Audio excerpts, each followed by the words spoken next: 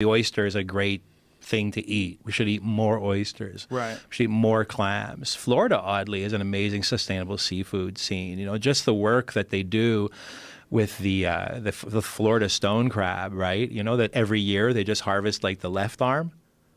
And they put the crab back. And the next year it's the right arm. And they put the crab back. Really? Yeah, it's a brilliant fishing industry. You know? They well, don't kill the animal. The claw grows back.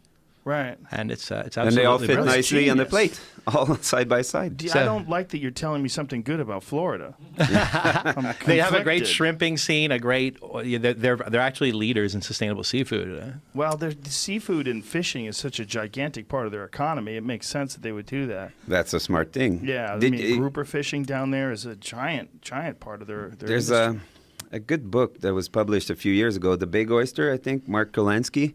He wrote a book The history about of the cod. oyster. Yeah. The New York and the history of the oyster. That's and it's incredible. Super interesting because his thing was like, you know, we try to portray our history as like glorious and we herded bisons before for protein and that's how we started our, like modern farming. But in fact, we probably farmed oysters and snails and clams because they don't move and they're the most prolific and the most abundant source of protein. Kurlansky, in that book, Kurlansky brings up a premise, and I'm loosely interpreting it now because I read this book a few years ago, but think of this for a second, right? The island of Manhattan is all the rivers around it, all the water systems around it, is actually one of the greater oyster situations on the Atlantic East Coast, right?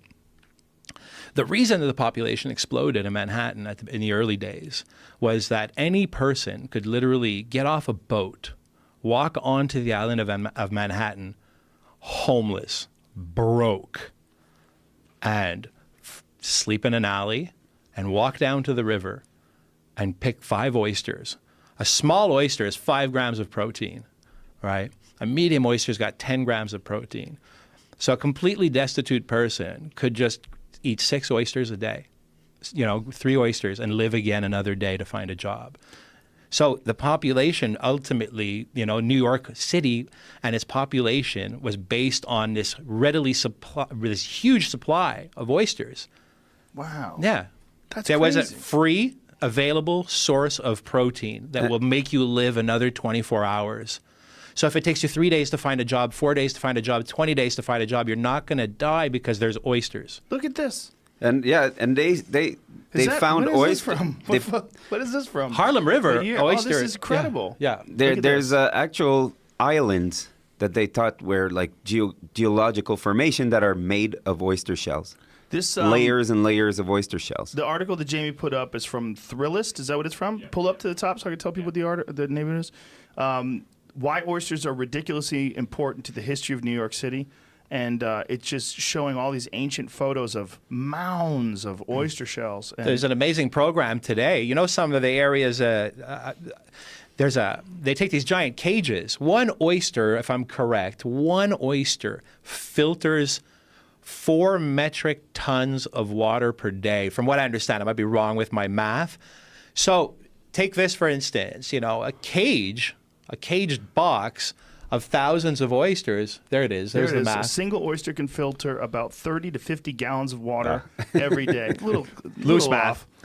And in case you haven't noticed, New York's waterways aren't exactly the cleanest. The folks behind the Billion Oyster Project are trying to change that by recycling shells from the partnering restaurants and getting them back in the water to build oyster reefs. The goal is to add 1 billion oysters to the water by 2035. So far, they've restored 1 acre. 1.5 acres of reefs. Well, don't say 1.05, bitch. You got an acre.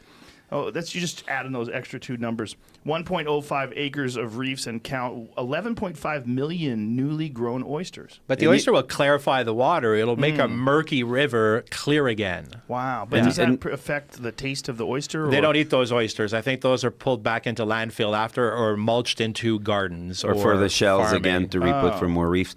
But the oyster is interesting. It doesn't move, right? An oyster, it opens its shells to feed. Showing how they do it. This is incredible. And the oyster, that the oyster it will change gender according to the density of the population. So it'll go from male to female in order to balance the population. Look at that water. That's incredible. We're watching a video where the oyster recovery. What does it say? It was a time lapse of it. Oh, sorry. So it's a time lapse, but it said what does it say it was from? Oyster filtration. Right, but there was a watermark on the video there in the corner. It was showing. Oyster recovery partnership. Oyster recovery partnership. Yeah. So the watermark is. So what they do is they have this horrible green water. They chuck these oysters in, and it turns it completely clear. That's amazing. I did not know that. I did know that they used to eat lobsters, and they thought of lobsters as poor people food because they would just get them out of the river. The rich kids ate bologna. Yeah. Isn't that crazy? In New Brunswick, they used to harvest the lobsters to feed to the prisoners and keep the shells as fertilizer. Wow. You know? Jefferson was one of the first presidents to bring the lobster into the White House because it was seen as servant's food. When did it switch? Jefferson. So when he started doing that, that's when people realized it was so delicious? No, Well, that's he with made the it lobster socially spaghetti at Joe accepted. Beef. We changed the whole thing. The lobster spaghetti at Joe Beef is insane. That lobster spaghetti, that's off the charts. You know, also the child labor laws were instaured primarily because of the kids that used to work in oyster shucking plants. Really? Yeah, yeah. We had one of our best friend, if not our best friend, passed away like 6 months ago, John Bill. He was a great chucker. He helped us at the bar, but he was like deep into sustainability and history of oysters and everything. And he was like the source for oysters for everything. He wrote a beautiful book. Yeah. We'll send you a copy. It's an incredible book. They're a good food for vegans to consider, too, because they're more primitive than most plants. Yeah. From Most mollusks. John used to call them ocean cupcakes. Well, they're delicious. It's a great source of protein, but it's also, they don't have any nerve endings. They're not feeling anything. Oh, it's a sea vegetable. Yeah, it basically is. Yeah. Like, we have an issue, or some people, not myself, but some people have an issue with things that are capable of moving. Yeah. Like, for whatever reason, we just decide that don't eat that. But if you want to talk about something sustainable, like mollusks and seafood, Yeah. I mean, they can be commercially farmed. They actually do have a positive impact, as you're describing, on the environment. Incredible source of protein as well. Yeah. Yeah. Yeah, and really like a complete source of protein, not like a very bioavailable source, unlike a lot of vegetable protein.